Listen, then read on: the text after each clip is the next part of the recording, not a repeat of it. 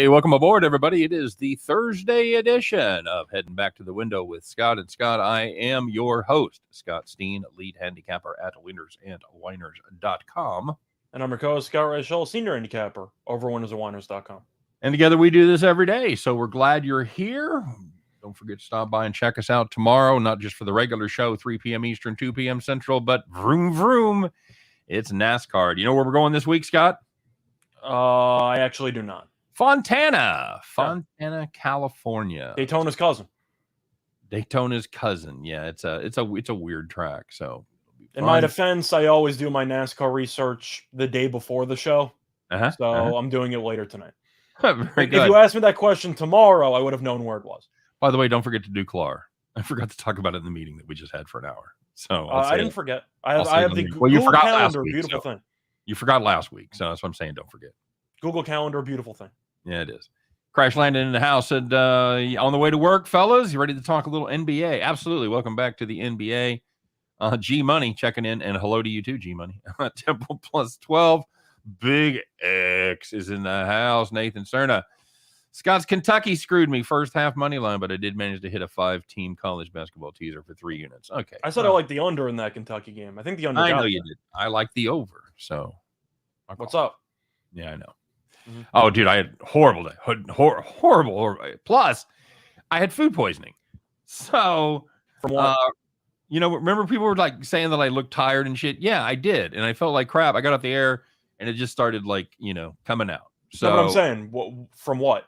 I've narrowed it down to either a red pepper that had a couple soft spots in it, but I cut them out and used it anyway, or I had some crab, and like the fake crab stuff that I made a little crab and guacamole salad. Okay. And said the date on it was the 24th. I used it on the 22nd, but I don't know. Those are the two culprits at this point. But it was I don't know how bad it was, but assuming it was terrible, I'm gonna go with the crab. Yeah, it was not pleasant. It was not pleasant at all, my friend. So yeah, I didn't even do videos last night. I looked like crap. I did some research. I did a couple of premiums, but I wasn't sure I could sit anywhere for 5 minutes without making a stop. So anyway, that's it. Oh yeah, and I missed every game. The fucking world's in flames. It's colder than shit. It was a terrible day. Just terrible day all the way around. The dieting man's best friend. No shit, Magellan. Dude, I'm down 10 pounds in without the food poisoning. So I don't even know I haven't weighed today, but I'm down. Now you're down 20 pounds. Probably. Mm-hmm. It could be another 5. I like eating seafood as fresh as possible. Yeah, dude, that's in Missouri. That ain't happening. That's the problem. That's why I got it. Well, I got a fucking prepackaged thing at Aldi.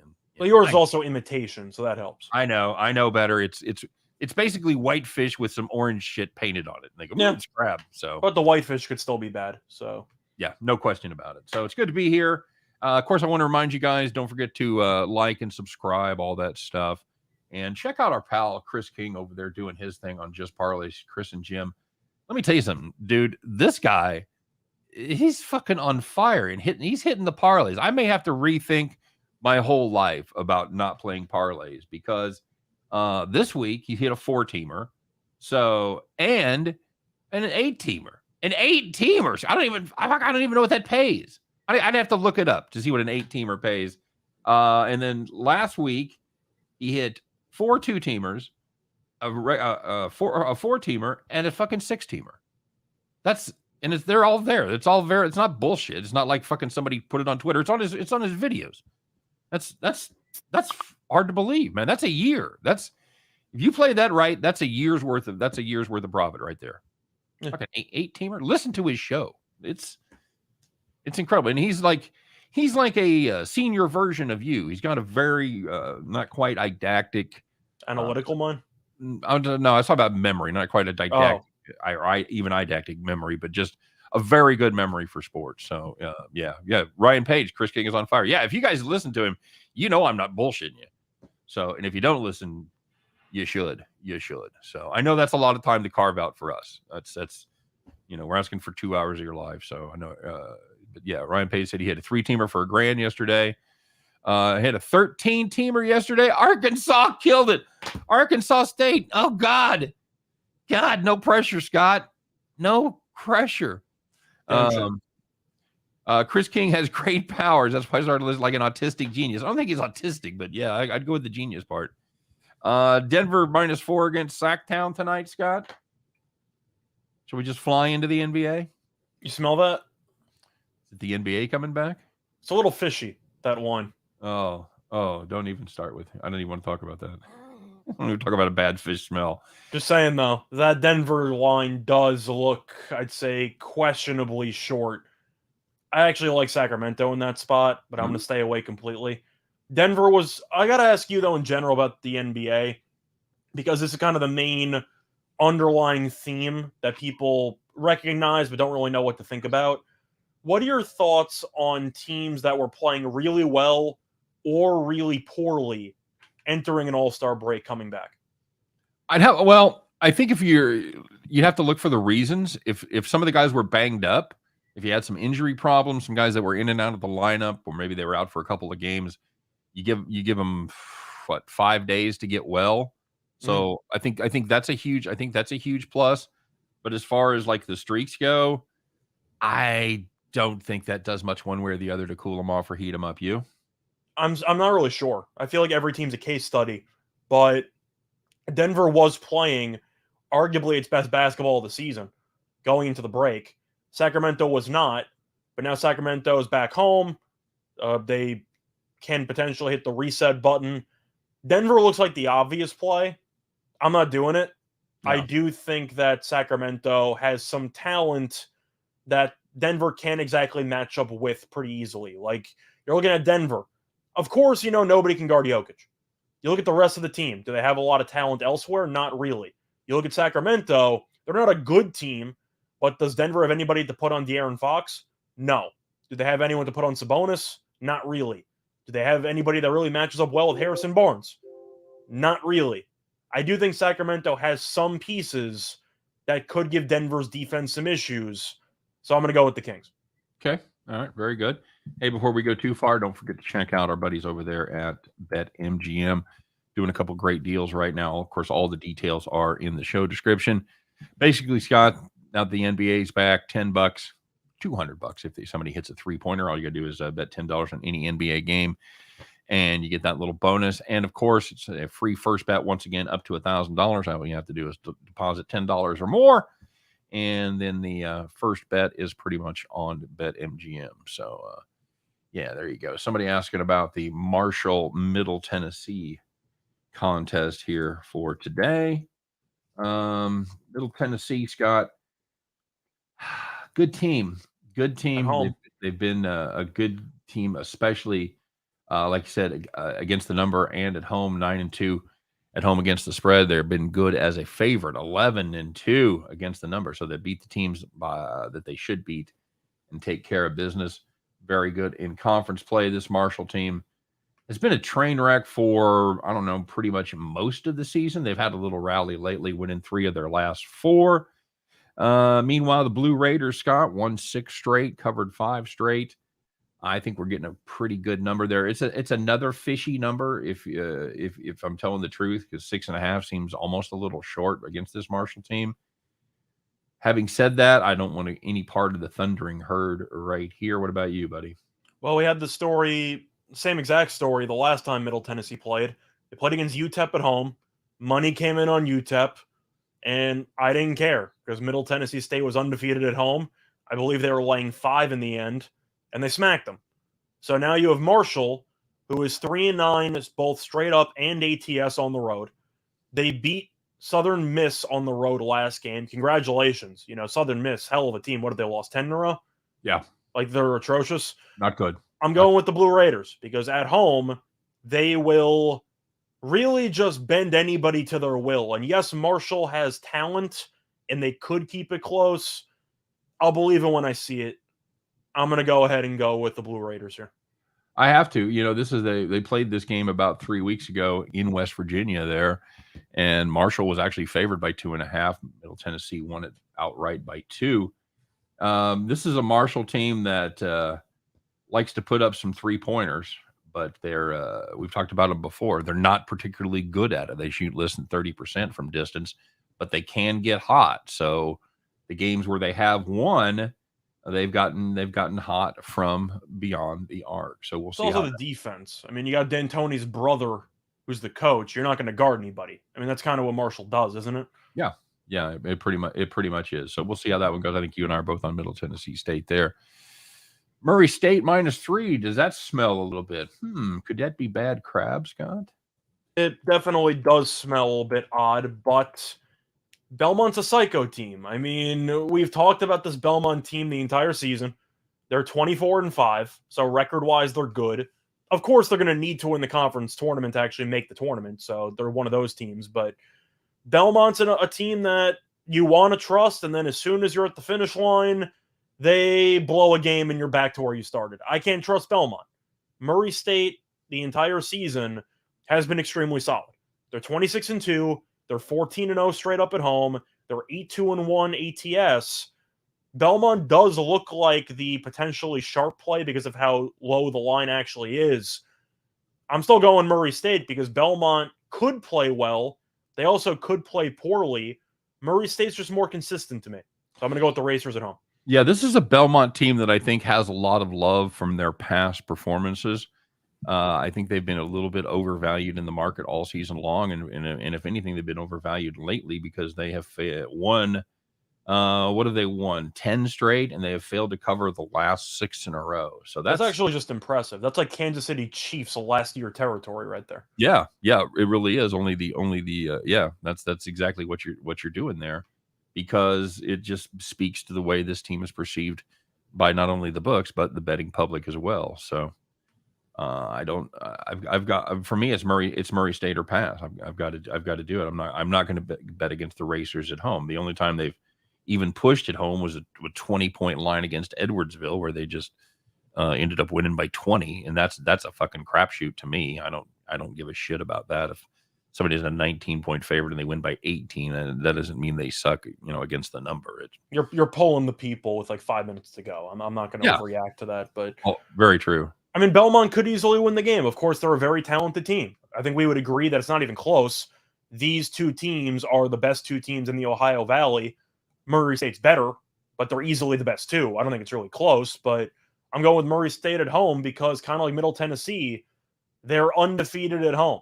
So until you go in and beat them, I'm not going to assume they're going to lose. Yeah, good point. Good point indeed. This is Belmont played this one at home last time and put up 60. So I'm assuming they lost that game, by the way.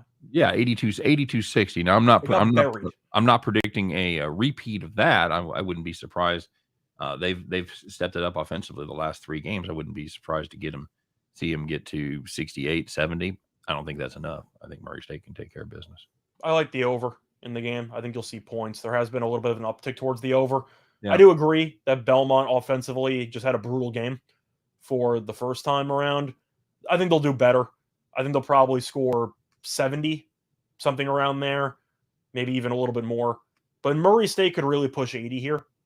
I just think they're that good at home. I'll take the Racers. Very good. All right, let's take care of business here. Let's review yesterday. See if anybody had a better day than I did. By the way, don't forget to like and subscribe today, or we're all getting invaded. So, I heard that Putin was really rushing to go to war. Stop it. Thank you. I'll be here all week. Thank you. Yeah, enjoy the crab, everybody. All right, so let's find out how it went down yesterday. Some people that I can certainly relate to here. The people that, the winners, the whiners, the happy people, the sad people, the people that took it in the shorts, and the people that took it to the bank. It's the Thursday version of Call the Cops. All right, let's start it off, shall we? We'll take a look in college basketball, of course, and we almost need to have our own segment for just this thing happening right here. It's Florida Gulf Coast Liberty under 145.5. You know how that works, kids. You capped it right. You beat it by 13.5 points, except the end of regulation, it's tied 66-66, and they didn't screw around in the OT. They put up 154. You're 145.5. It went bye-bye. Bye-bye. Call the cops. And looking at hockey, if you had the Oilers plus 1.5 against the Lightning, you're down 1 with less than a minute to go, and you know they're going to pull the goalie. You were doing pretty well, though. You just needed to last about 5 more seconds. Didn't happen. Tampa Bay scored the empty netter with 4 seconds left in the game. Edmonton lost 5-3. All we need is 4 more seconds. Come on. Come on. No, not so much at all. All we need is 1 pin, Rodney. You know what commercial that is? No. You ever seen that? Okay. I'll find out who's old by whoever remembers that in the comment section. Finally, looking at the Big Ten. If you had Wisconsin, Minnesota under 134.5, 132 with 1 second left. Hey, Gopher bench guy. How about trying out that fucking 3-pointer? Boom! There you go. Hey, it ends up in a game that nobody cared about. The 3-pointer doesn't matter. They're blowing them out. But they were not blowing them out. They won by 1. Oh, that's right. They win by 1. That's right. So it's just a don't foul situation. That's right. Wisconsin was up 4. Minnesota called a timeout with 1 second left anyway because you got to draw up that 4-point play, I guess. And Wisconsin let him shoot it. You do that Curry leg kick, you get fouled on the 3-pointer. You know, shit happens. I get that. I think Wisconsin was already on the bus by the time that he shot the 3. I don't think anyone was going near him. Well, surprisingly enough, I wasn't watching that game. I was, yeah. Anyway, so it wasn't quite meaningless, but he didn't get fouled. So anyway, suck a bag of dicks if you had the under 134.5. Sorry there. All right. So there was some good news yesterday. You had to look hard to find it, but there was some good news. There were some nice, easy wins. You know who you are because you were snoozing. You were taking a little nap right there in the rocking chair. So, first one, if you had UCF -2 against Cincinnati, you were in good shape. They led by 13 at the half, and they won by 14. I think that's actual recording of you at like 3 p.m, isn't it? Or maybe no, now it has to be later, maybe 5 p.m. Maybe. 4:55. If you had Southern Illinois, good defense, Scott, good defense. Minus the 7 against Illinois State. Southern Illinois led by 25 at halftime. Nicely done, boys. They won by 21. Congratulations. If you had Southern Illinois minus the 7, rocking chair for you. And the last one, if you had Northern Iowa and Indiana State over 143.5, each half had at least 81 points. Game landed 170. That'll do, Pig. That'll do. All right, let's check out the comment section here. The Leathernecks, that's right. Had the over. Love that kid from Minnie. There you go. There you go. David Good said Wisconsin has brats. Did you eat bratwurst when you were up in Wisconsin? Did you ever have a all beef Johnsonville or anything? No, I did not. March Madness sneaking up 3 weeks away till March Madness. Had the Avalanche. Took them off at the last second. Thoughts on Hofstra tonight? Okay. By the way, JC, gas prices might be $5 at some point, but it's free if you hit a couple of parlays. The gas starts paying for itself if you win enough bets. Listen to Chris King, man. Yeah. Couple of 8-teamers and you're never paying for gas again. 8-teamer. 8-teamer. Wow. 8-teamer, man. That's unbelievable. Yeah, I hit a 10-teamer. I've been talking about it for 30 years. Fucking he hits like an 8-teamer or 6-teamer every week. Like we call that Tuesday. Yeah, that's Tuesday. In the King household. It's parlays. John, we already covered the Belmont Murray State game. We like Murray State, and I like the over also. Gonzaga future plus 450. Great. I mean, it's the same story every year. Yeah. I mean, they look pretty good at a conference. They beat up on the local milkmen in the conference, and they're going to be the 1 seed. I mean, I don't really know what more you want me to say. I mean, even the WCC. Going to be the 1 seed in the West. I was going to say, though, WCC's been even worse this year because BYU might not make the tournament. They've fallen off a cliff. St. Mary's is still under the radar pretty good. San Francisco's good. St. Mary's is a damn good team, buddy. I know, but I'm saying, like, nobody really follows them, and they're also beating up on the weaker teams in conference. Yep. And San Francisco's been okay, but they have a couple of questionable spots. I'm assuming they'll get into the tournament, but maybe not. It's the same story every year. You just pencil Gonzaga in for the Sweet 16 or the Elite Eight, and can they beat somebody? And that remains to be seen. You want to lay 14 with Hofstra tonight? Hofstra, very prideful. I'll make that joke every time. Against the Elon Musks. Against the Elon Musks of the world. Oh God. Elon's failed to cover their last 4. Meanwhile, Hofstra is winning basketball games, but they ain't covering. Elon beats Wilmington the one time we backed them, and I don't think they win a game for the rest of the year. No, that's about. Oh, they beat James Madison. Good for them. Congratulations. And then Hofstra hasn't covered at home in the last 4 games. So, I would say 14's a ton. No, I hate both these teams. I was gonna say there are a lot. I'd say more attractive. Hofstra blew them the fuck out about a week and a half ago. I'd probably go with Hofstra, but the point is there are a lot more double-digit spreads I'd rather lay than with Hofstra, because Hofstra is a psycho team. Put it this way: if my luck continues, I know I'm not going to win. There's just games I'd feel better about losing. Yeah, in this one.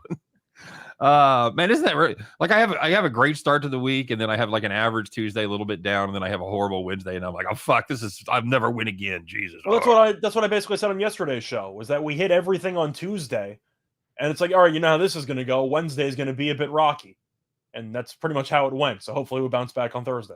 Absolutely. David Good says St. Mary's one of those few Division I teams in that sport that actually makes money. No football team. No football team at St. Mary's, huh? Well, there you go. Mm-hmm. It's a nice little tidbit there. That gas theory is a good one. We just need to cash more parlays. Yeah. There you go. Fuck there yeah. That's it. You hit a 4-teamer at once a month. You've paid for your gas. I mean, that's the thing. I have a couple of futures pending, and suddenly the vacation pays for itself. Do you have Russia minus the points? I do not. I got Russia money line. Good. They're a good visiting team.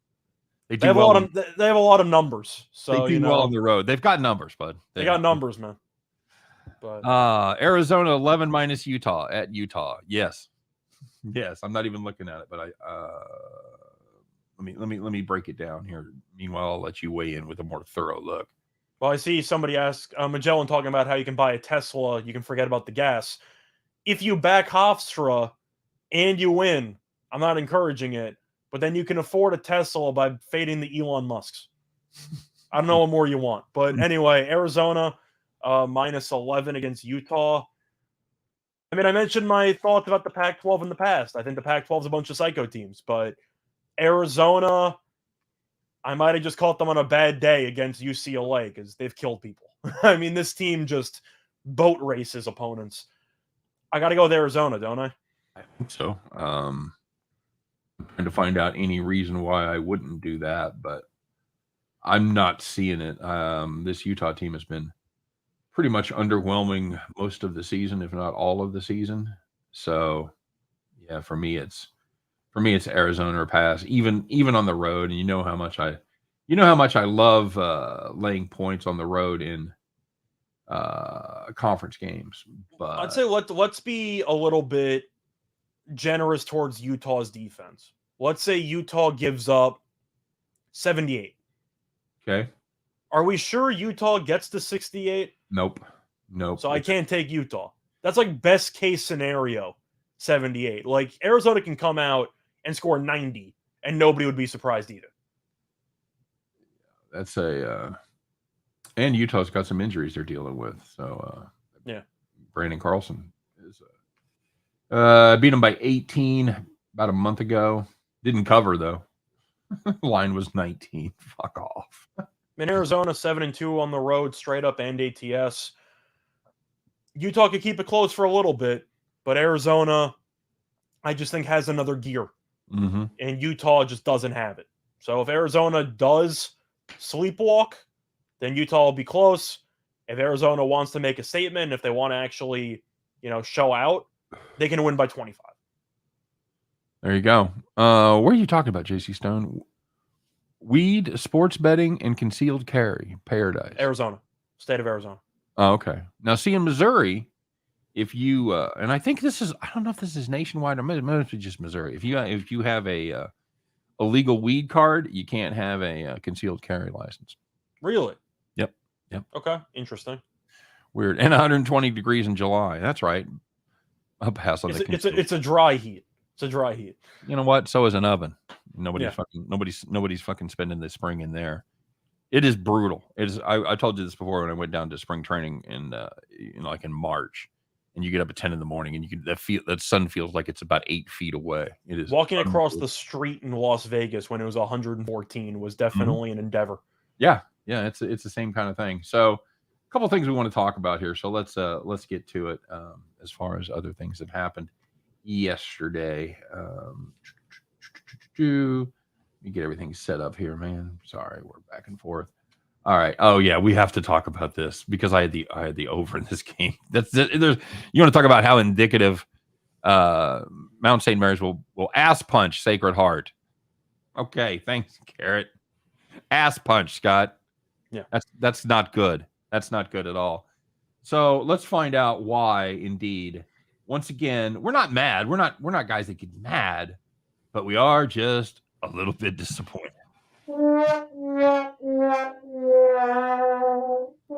Okay, so I'll take this one.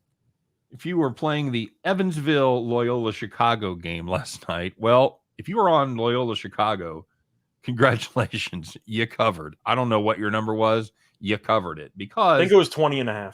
Evansville came out in the first half and they put up 19. And you say, well, that's not ideal. I had the over in that game, by the way. It was a system play. I didn't, and so Evansville said, you know what, 19, that seems like way too many points for us. So they come out the second half and they put up 12, a dozen, Scott. They end up with 31 points. And no, that's not a StatFox misprint. That's for real. They lose by 51 points to the Purple Aces. 51 points. So they don't get to the over. But Loyola Chicago certainly covered. What the fuck, dude? 31 points? Come on. What are we doing? We know Evansville's a bad offensive team. We've mentioned it time and time again. 31. At least average 1 point per minute. Get you to 40. You know, you got to at least try to put the ball in the basket. Yep. Can't get a point a minute. 1777 memorabilia says Duke at 14-1 when the NCAA is a good bet because you can hedge in the tournament. As you know, I believe it was actually Magellan who mentioned it a couple of weeks ago about Duke potentially to win the tournament. And then we said Virginia might be live in the game, and then Virginia beat Duke outright. The main reason why I'm not a big fan of this Duke team is I don't think the bench is any good. And I feel like if Bonchero or really just any of their best scorers have an off night, they don't really have many alternatives. Their bench is atrocious. So even though Duke, of course, has talent in their starting five, they really seem to let teams hang around in most of their games. Like they lost to Florida State. They barely beat Wake Forest at home. I know Wake Forest has been an okay team this season, but Duke, for me, the question is, do I think they can piece together a consistently solid 2+ weeks in a row in March? No. I don't. I don't think they're good enough. No. I mean, they might be able to get you to the second weekend. Yeah. You know, I think they're certainly expected to get to the second. What is Duke on the 3 line now? I haven't even looked. I've looked at Lenardi for certain teams, but I haven't looked at him like overall. You looking at it? You know what it is? Duke on the 3 line? No, I do not know what that is. But I know Summer mentioned a team that I'm kind of interested in. Mentioned Kentucky. Kentucky is a team that's starting to win me over. Now, they would have been better if Sharp was able to play this season. He officially was ruled ineligible for the season, so he was supposed to come back top 10 prospect, and now he's not going to provide the firepower Kentucky would have gotten for a tournament run. But anytime that you're going to dominate on the glass in any game you're in, which Kentucky is, because Shigwe is the favorite to win player of the year, I got to be tempted. Kentucky seems like they have a squad, but based on Calipari's history, what is that, an Elite Eight loss? Yeah. Final Four loss. But I do like that Kentucky team a lot, though. I think they're very good. David Good says NCAA championship should be determined by coaches who punch best. Coach K looks weak. If you want to go by the punch theory, I'm taking UConn because Hurley's a guy who will put everything he has into a punch or two. He'll do it. He's not going to throw one of those open hand slaps like Juwan Howard did. Oh, he's going to clock you and then pump up the crowd. Yeah. Like he's ready to go. If he's next time, he's going to make him. He's going to get his money's worth for that tee. Yeah, that's what I'm saying to you. So, but the thing about with the NCAA tournament, just to go through the teams here, Gonzaga's the best team. Am I betting them plus 450? Hell no, I'm not betting them at plus 450. I think Kentucky at 9 to 1 is definitely. If you like Gonzaga, that's a good number. If you like Gonzaga, it's good. But we've had this discussion the whole year. You could have just taken them preseason when they beat UCLA or when they beat UCLA by 30 in like the second game of the season, and you could have got them at like 6 to 1. So I mean, yeah, Gonzaga's the best team, but we've seen it time and time again. Do you trust few to finally win the big one? No, I don't at plus 450. So I think Gonzaga should be in the Final Four, but you want to go down the actual teams. I think Kentucky's definitely live at 9 to 1. Arizona, I find extremely interesting because I really don't know what to think of that team. Because Arizona, talent-wise, is arguably the best team in the country. Like, they're insanely talented, but they go so fast offensively that so many of their shots are just such low quality because they kind of follow like a 10 seconds or less rule, you know? They're like the old Citadel offense that they ran a couple seasons ago. They will chuck it. So I do think Arizona, shot selection wise, they could maybe get upset, but I like that team. My sleeper team to make a somewhat deep run, Auburn. I was going to say Texas Tech. I really like that Texas Tech team. I don't hate and offensively, they do have issues, and they also have a rookie coach. They just kill people, Texas Tech. They bend people to their will. I really like that Red Raider team. I think they're pretty good. Yeah, they're good. They're a good, solid team. They could come out of the Big 12 and surprise people again, like they did. I'm going to say 2 years ago. 2 years ago was canceled, so 3 years ago. But I got to see what that number is. But every time I watch that Texas Tech team, I'm impressed. I'm looking. I don't even. They're probably going to be in the 20s. Am I missing them? I swear to God, dude, I can't find it. I see 25 to 1 on DraftKings. Very nice. I don't mind it. I mean, Texas Tech, if they can find ways to consistently score, 70? Oh, I've got them at 28. There it is. I found them. I was going to say, if they can find a way to score 70 points in a game, yeah, they're winning that game like 90% of the time because defensively, they just crush you. I'd rather put it this way. I'd rather play Texas Tech than I would Auburn. Auburn is a team that I've watched time and time again. They didn't cover against Ole Miss yesterday. I believe we had that. I just don't think Auburn is consistent enough to make a deep run. But you have any thoughts on Kansas? The state or the team? The team.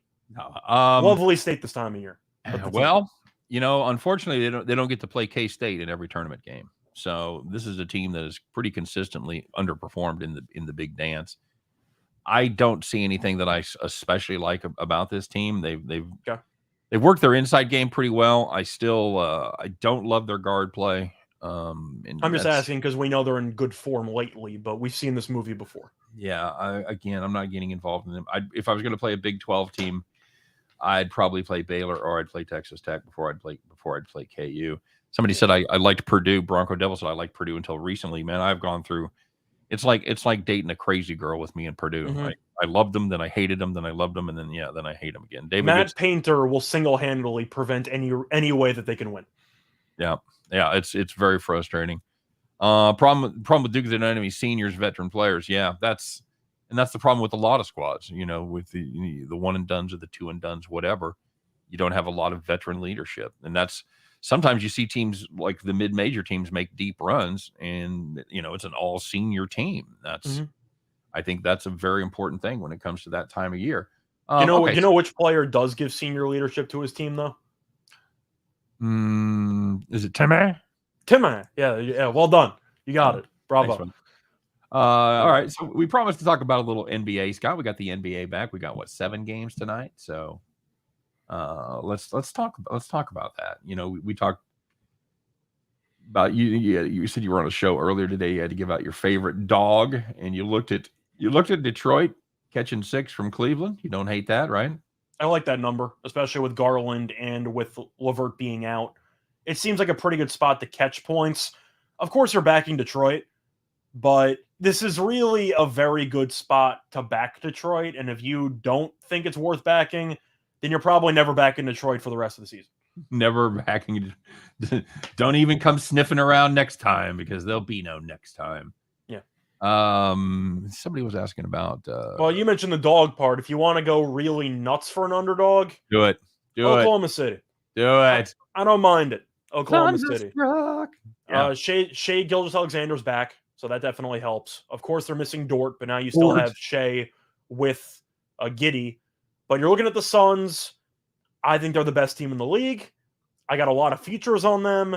However, it's the first game without Chris Paul, and I have to wonder if Phoenix is going to struggle with no Paul, no Cameron Payne, so you have a third-string point guard leading your offense. I don't think they should be laying 10. That line seems a bit absurd on the road. But no Dort. No Dort. I like Dort too.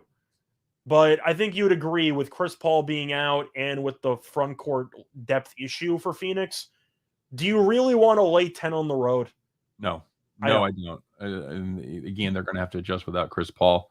Am I the only one that hears Dort and immediately thinks of Klaatu, Barada, and Nick too? Do you know what that is? I know what that is. I mean, that could be you. Okay.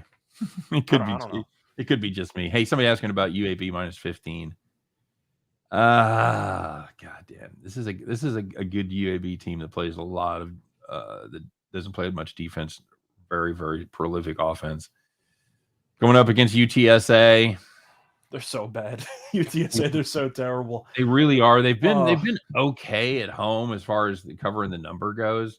They're 2-13 in conference play, so it's not pretty. UAB blew them out last time. 15. Yeah, this is that time of year we go, well, that's a really tall number. And it's also the time of year when teams are blowing them the fuck out. So, UAB or pass. I did an article on this game for StatSalt. I liked UAB in the over. Over's gone up like 2.5 points. I just think the pace is going to be there. I like UAB team total over. I mean, UAB underratedly, like top 50 offense in terms of efficiency in the country. Mm-hmm. And UTSA is like bottom 30. They can't, on defense, they can't stop anybody. They gave up 95, I believe, to La Tech last game. I know it was on the road and all. UAB should really walk into 80 and change. Gotta think so. I gotta like the team total over there too. So what are you getting there at 149 or 74 and a half, 70? So looking at 83. That's a little low. Team total. Okay. JC Stone says won't Booker be chucking it up tonight versus. Well, that's my point. Yeah. I feel like Booker's the only guy they have. And you can make an argument that, who does Oklahoma City have? And that's fair. But if your offense goes so heavily through Chris Paul, and now he's not there, and let's say Booker ends up going for a bit of an off night. Let's say Booker has 30. Not that efficient, still drops 30. You think they cover 10? No, I don't. No, that's the thing. I would think even a better play would be play first half as they try to figure it out without Chris Paul. Somebody Summer Sweat said, I hope Durant comes back soon so I can get shorter lines when fading the Nets. Oh, Boston, Scott, they were red hot. They lost their last game before the All-Star break. They'd won 9 in a row before that. Against BKN tonight, Brooklyn catching 9. That's up from whatever the fuck it was, 6.5, 7. I might have even opened better than that. Can Brooklyn do anything to get in front of Boston? I know you like to play. Look at the lineups for tonight, and it's not a pretty game when you look at that Nets lineup. Any hope for your home team there, buddy? Not really.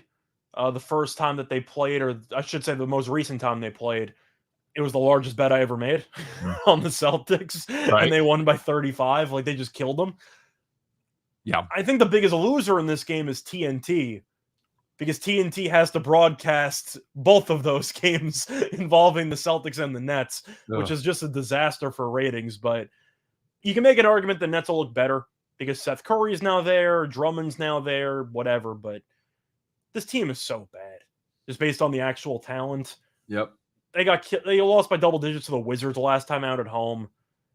I want to make a case for the Nets in a revenge spot. I can't do it. Yep. I got to go with Boston. They at least have talent. I'll take the Celtics.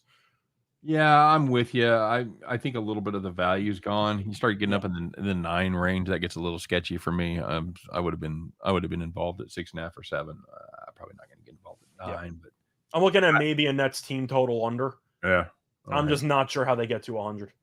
That's a good point. Chicago taking on the Hawks. Now this game has actually come down a little bit. Scott, have you got it at 3? I see it mostly 3.5.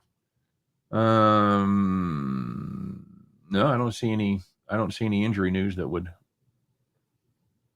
cause that to happen. What do you think here? Well, my play today was on the over. I got it at 234.5. I believe it's 240. So we better win this damn bet. I mean, you beat a 6-point line move. I hope for the sake of the over we can cash it. But yep, I'm going to go with Chicago. Yeah. I mean, everything's telling you that Atlanta's probably going to play well because of how the line's been moving. Chicago's at home and they got Levine back. John Collins probably out for Atlanta. Yeah, John Collins is definitely out. I mean, like I kind of have to like Chicago here, but I still like the over. The first 2 meetings landed exactly 248. I don't know how the line opened up at 234.5, but I said thank you very much and I took it. I think each of these teams gets to 120. So I like an over. I think Chicago potentially gets to 130. It's Chicago or pass for me, but I do like the over. Maybe not so much. Maybe not as much now, but I hope for our sake we cash it because we beat a huge line move on that one. Brad, we talked about MTSU. We both like it against Marshall. The only caveat there, you have to worry about Marshall getting hot from 3 because they'll shoot a shit ton of them. But yeah, MTSU's been very good at home, so we're riding them there against that number. And last game we're going to look at here, Scott, Memphis on the road, where they have been outstanding, 21-8 against the number. Heading up against Minnesota, which has been a decent team, both at home for 15-13, and this month of February they're 6-3 on the season. I'm not stepping in front of this Grizzlies team. I'm sorry. Any thoughts there? I'm actually going to do it. I'm going to step in front of this Memphis team. Okay. And I feel like it's one of those trap lines as well. You see 1.5 with Memphis, and you're just going, who fell asleep at the wheel? Yeah. But the home team's 3-0 in the 3 meetings this season. The real interesting play here for me is the total in this one. I actually like the under. And I'm really not sure why the total is around 239, 240. See, for the Bulls game, I get it. Because the first 2 meetings landed 248. Like, that makes sense. Right. You look at the first 3 meetings this season, and the first game landed in the 240s or 250. Yeah, 243. That went to overtime. Okay. So that went under in regulation.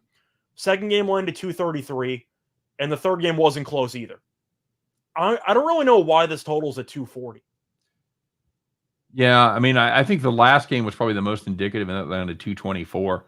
I like the under. You got the game back in November where it landed 233, but Memphis lost by 43. So I think it was 38. I think we're going to no, it doesn't really matter. It was 138 to 95 was the final score. I thought it was 133, but it doesn't matter. Point is they got buried. But I don't know. I feel like it's one of those spots where if you're going to have 2 huge totals of 240 and one of them have had the first 2 games fly over and the other one has 3 games in regulation that went under by a couple of points, I don't know why this total's so high. Yep. Got Booker over.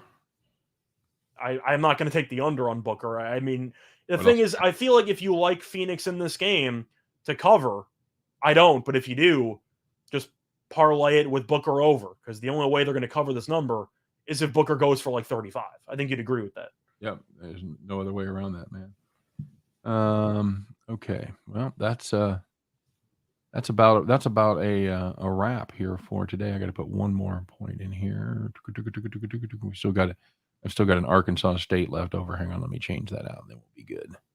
All I know is that for the actual spread in that Minnesota game, Memphis, of course, it looks like the obvious play. It looks a little too trappy for me. So I'll look for Minnesota, but that total does seem a bit high. I ain't falling for no banana in the tailpipe, man. Yeah. That's what I'm saying to you. All right, here we go. Let's get ready to do it, my friend. We time to start a new streak. Had a decent week, but we did go down in flames last night with the Red Wolves of Central. I've never seen a Red Wolf.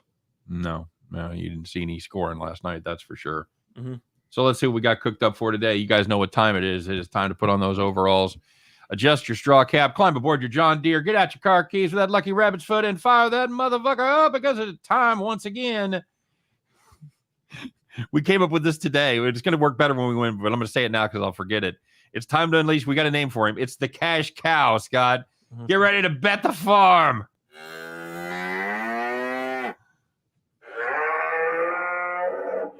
What say you, Cash Cow? All right, here we go. Scott, what do we got cooked up for today? So we skipped the game in the NBA, and it involves one of the best teams in the league, and we're going to back them. We're going to take the Warriors minus a 9.5 to come out and play against the Trailblazers. This is the third meeting this season.